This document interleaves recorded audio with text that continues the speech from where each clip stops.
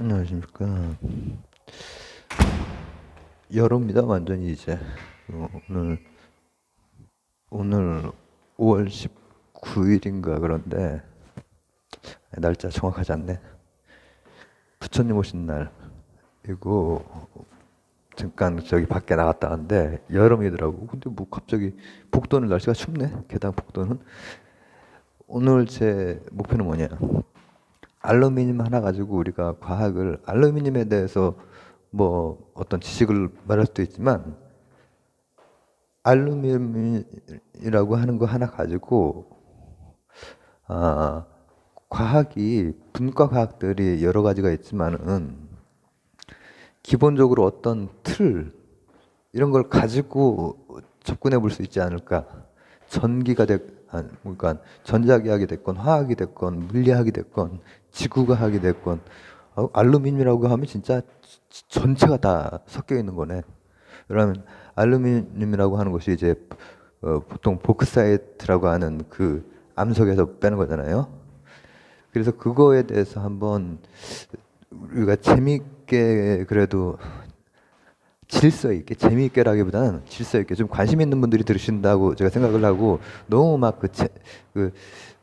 그거 너무 부담은 안 가지고 그냥 해보도록 하겠습니다. 관심 있는 분들이 들으신다고 생각한다면 우리가 석유나 슈엘 오일 분리할 때 결국은 기술 혁신에 의해서 석유도 분별 증류뿐 아니라 이제 등비 증류까지 가능했었고 그다음 슈엘 오일 같은 경우에도 어떠한 작업을 통해서 결국은 우리가 쓸 수 있는 원료로 만들어냈잖아요. 근데 그것이 이제 그걸 제가 설명할 때 문턱값, 문턱값이라든지 아니면은 촉매 이런 걸 가지고 조금 거칠게 설명을 했어요. 화학적으로 딱 맞아떨어지는 그 용어가 아닐 수도 있거든요. 어, 그 열분해나 수소 첨가라든지 아니면은 또 등비 같은 경우에는 뭐 벤젠을 넣어준다든지 이런 것들이 화학적으로 어떻게 교과서에 쓰여 있는지 제가 확실하게 잘 모르는데 화학, 물리, 지구과학, 분자생물학 이런 것들이 다 각각으로 이렇게 있는 게 아니라 알루미늄 하나 가지고 우리가 전체적으로 설명할 때 현대는 어쨌든 어, 미시 그 세계에 대한 연구가 많이 발달한 뭐 양자역학의 시기고 양자역학 자체는 우리가 잘 모른다고 해도 어쨌든 간에 그 시기 한 반세기 전부터는 작은 단위의 것들을 설명하는 방식이 있는데 그 방식은 전자라고 하는 것, 파장이라고 하는 것, 그리고 에너지라고 하는 것 이런 것들이 굉장히 중요해진단 말이죠. 설명의 방식에. 그래서 오늘 그런 시각에 대해서 여기에다 남기고 싶어요. 시각에 대해서. 알루미늄은 뭐예요? 알루미늄 식기 같은 거 보신 적 있으시죠? 뭐 다이소 뭐 이마트 뭐 이런데 우리 집에도 있나? 흔해 빠지지 않았나? 알루미늄이 역사상 한 100여 년 전 이전까지는 엄청나게 비싼 금속이었고 부의 상징이었어요. 나폴레옹 3세. 그러니까 거기도 반동이 한번 일어나잖아요. 나폴레옹이 집권했다가 일단 무너진 다음에 나폴레옹 3세를 오히려 이렇게 해서 나폴레옹 3세가 나름대로 그 뭐 사회 개혁도 하고 뭐 이렇게 합니다. 그 역사 얘기하자는 건 아니고 근데 그때 그 사람이 외국 사람들에게 과시용으로 한 것이 바로 알루미늄 식기예요. 금이나 은 식기가 아니라 알루미늄 식기는 알루미늄으로 된 것을 이렇게 쓴다라고 하는 것은 엄청난 부의 상징이었기 때문이에요. 근데 알루미늄은 이 지구에서 철보다 더 흔한 금속이에요. 금속으로서. 원소로서도 몇 손가락 안에 들 정도로 많은 원소고 금속으로서도 가장 흔한 게 알루미늄인데 왜 못 쓰냐? 우리 정유, 석유, 셰일 오일을 바로 못 썼던 거 기술 혁신에 의해서 그걸 쓸 수 있게 되고 석유 값이 왔다 갔다 하는 거랑 똑같이 알루미늄도 기술에 의해서 왔다 갔다 하는 거예요. 근데 우리는 이제 뭐 그런 그런 뒷면들 여러 입체적인 것도 보지만은 거기에 핵심적인 거 문턱값, 그리고 문턱값이 이제 역치죠.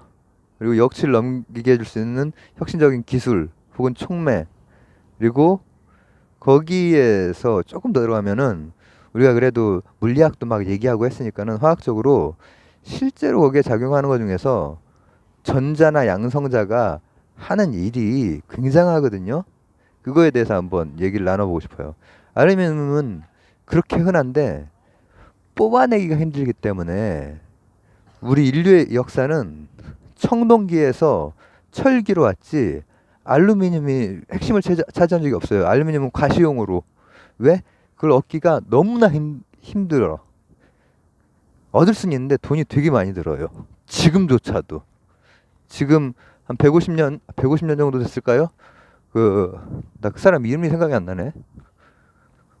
오, 홀, 그 두 사람이 동시에 개발했거든요. 거의 동시에. 한 20대 초반 사람들이 개발했어요. 대학생들이. 개발했는데, 그 나라들, 미국이나 이쪽 대단한 것이 그렇게 해서 교수한테 알렸는데 교수가 가르치지 않고 그 사람들이 특허를 내고 그 사람들이 계속 연구를 하고 여러 가지 특허를 내고 여러 가지 기여도 하고 뭐 하버드 대학교에 저기도 하고 그렇게 합니다. 우리나라하고 좀 많이 다르죠. 근데 네, 이름은 중요한 건 아니니까 그 사람들이 썼던 방식 그거를 좀 얘기를 검색을 하고 났으면 참 좋았을 텐데 아쉽네요. 자, 일단은 알루미늄 석유에서도 이렇게 분리해내는 게 어렵고 뭐에서도 분리해내는 게 어려워서 이렇게 못 썼던 것처럼 석유는 그나마 분별 종류 같은 걸로 이제 했는데 CaO일을 못 쓰다가 이제 쓰게 됐잖아. 근데 구리나 철은 그나마 분리가 상대적으로 쉬웠던 거지. 그러니까는 우리가 청동기 시대와 철기를 인류가 겪은 거예요. 알루미늄 시대를 겪지 않았잖아요. 알루미늄이야말로 이제 열 전도성이나 또 이제 전기 전도성이 굉장히 이제 뛰어난데, 물론 현대적인 의미에서는 여러 가지 신소재가 많기 때문에 알루미늄도 그냥 쓰지 않고 합금으로 쓰고, 근데 현대에도 어쨌든 늘 장벽이 있어요. 현대에도 알루미늄은 이렇게 얻어내기가 쉽지가 않아 가지고 재활용을 그렇게 중요시하는 거예요. 알루미늄 캔 같은 데는 늘 재활용 이거 재활용하잖아요. 우리 저기 월목 재활용하는 게 알루미늄 그런 캔 같은 거 재활용하죠. 그 이유는 뭐냐? 분리가 쉽지가 않은 거예요. 복사했다라고 하는 혼합되어 있는 거기에서 분리가 쉽지가 않은데, 그게 이제 어떤 식으로 분리를 하냐면은 기본적인 화학적인 방식으로는 분리가 일단 너무나 힘들어요. 그래서 전기적인 방식으로 하거든요. 하는데 문제는 뭐냐면은 알루미늄은 늘 복사이트 아주 여러 가지 혼합물 상태이기 때문에 철이나 구리에 비해서 더 막 떼어나기가 힘든, 특히 산소하고 결합을 떼기가 힘든 그런 상태야. 그래서 그걸 떼어내려면 어떻게 해야 돼? 떼어내려면 어떻게 해야 되겠어요? 그걸 용액을 일단 만든 다음에 양극으로 떼어낼 거 아니야. 산소랑 알루미늄을 떼어낼 거 아니야.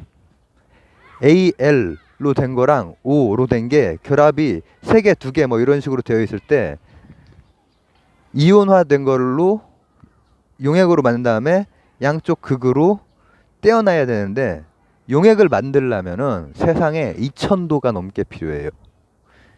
2050도인가가 필요해요. 그러니까 난 안 하는 게 나은 거지. 돈이 많으면 하는 거지. 그래서 자랑하는 거지. 나 알루미늄 있다? 알루미늄 식기 있다? 이렇게. 근데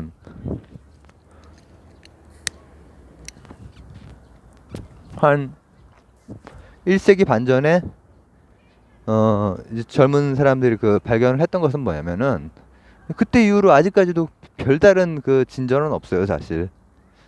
그러니까는 완전히 혁명적인 어떤 또 다른 방식이 있기 전까지는 지금 방식을 쓰는 건데, 이 사람들이 산화 알루미늄 이 자체가 바로 안 된다면은 2020도가 거기에 들어가는 비용이 너무 많이 드는 거거든요. 그래서 철이나 음보다 더 비쌌어요. 근데 거기에다가 빙정석이라고 하는 것을 넣어주면은 끓는 온도가 반으로 줄어요. 반 이하로 줄어요. 1000도 이하로 줄어요. 그렇기 때문에 저는 이제 그 화학적으로 정확한 용어다 아니다를 떠나서 그런 작업이야말로 문턱을 낮춰주는 거, 문턱값을 낮춰주는 행위라는 거죠. 인간이 어떤 자연 상태에 이렇게 있다가 석유도 뽑아 쓰고 뭐도 쓰고 할 때 문턱값을 낮춰주는 작업을 하는 거예요. 근데 그때 넣어주는 게 그런 것을 다 촉매라고 말할 수는 없지만 촉매 비슷하게 뭔가 역할을 해주는 것, 쉽게 해주는 것. 그러면은 녹아버리는 거야. 1000도도 안 돼서.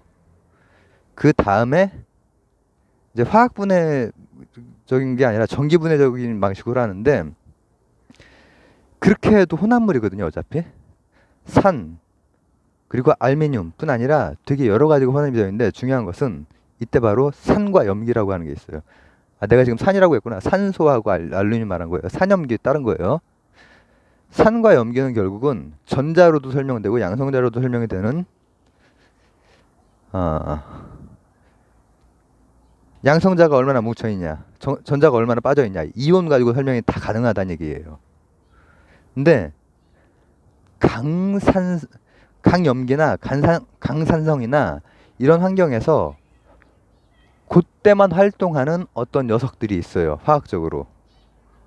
바로 빙정석을 섞은 복사이트가 강염기를 만나면은 그때는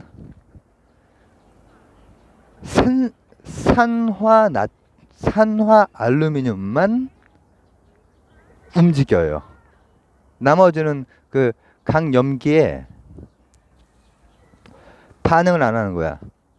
그러니까 염기성, 산성 이것은 뭘 말하냐면은 이를테면은 수산화 이온을 OH- 를 끌어당기든지 밀어내든지 아니면은 그 반대도 마찬가지.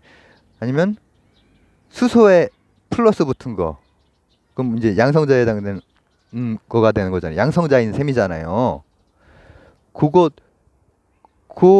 그것을 밀어내냐 끌어내느냐 그것에 따라서 결국은 전자 그리고 양성자에 따라서 산성과 염기성이 결정되는데 어떤 강한 염기성에서는 활성화가 되는 놈들이 딱 우리가 뽑아내야 되는 놈들만 활성화가 되는 거야. 그 상태에서 이제 탄소봉 같은 거, 이 탄소봉을 흑연봉 같은 거를 일종의 환원 전극으로 써서 그러니까 다 지금 전자 차원에서 얘기를 하는 거죠. 전기분해 할 때.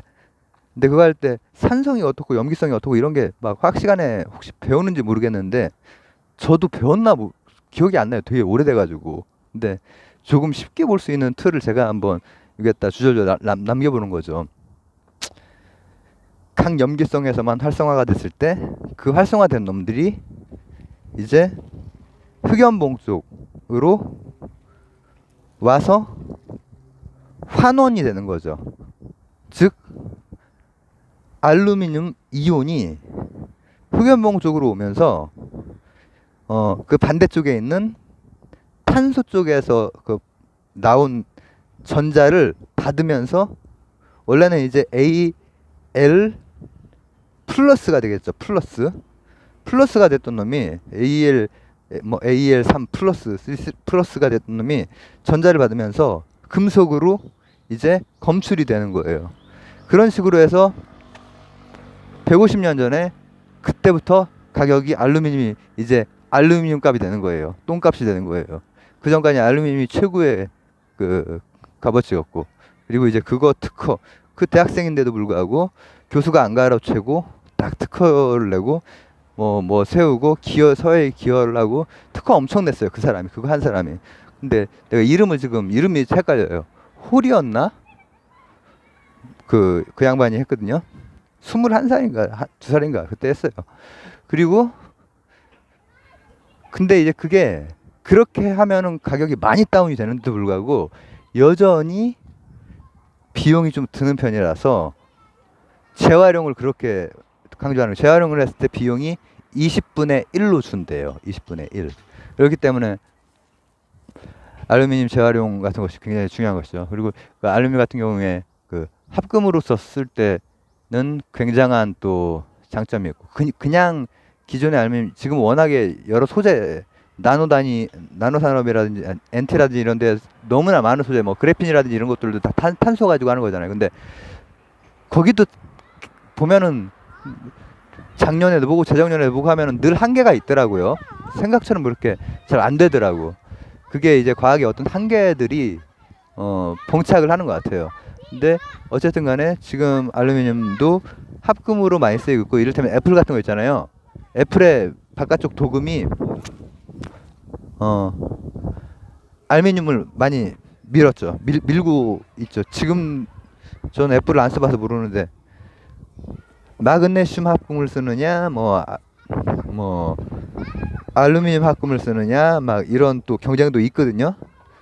그런 세상도 있어요. 근데 이제 애플 같은 경우에는 알루미늄 합금 같은 경우가 이제 색깔 내기도 좋고 뭐 여러 가지 또 장점이, 합금으로 했을 때는 그냥 가지고 있는 기본적인 열 전도성이나 전기 전도성도 좋지만 이제는 워낙에 엄청난 합금이나 신소재가 많기 때문에 알루미늄도 합금으로 쓰는 거고 재활용해가면서 쓰는 것이죠.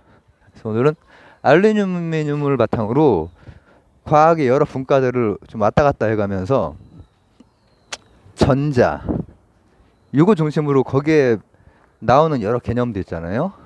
산성도, 염기성, 그리고 산화환원 반응, 또 뭔가 추출하는 거, 그리고 분토값을 넘어가기 위해서 뭔가를 넣는 것, 그리고 그것이 하는 작용, 그 끓는 점을 낮춰준다든지, 또 어떤 특정한 부분에서 필요한 부분만 활성화시킬 수 있는 그런 것들을 활용해서 석유나 슈엘 오일을 했을 때에도 다 그런, 그러니까 그런 틀, 공통된 틀들을 한번 우리가 여기다 얘기를 나눠보면은 좀 도움이 되지 않을까.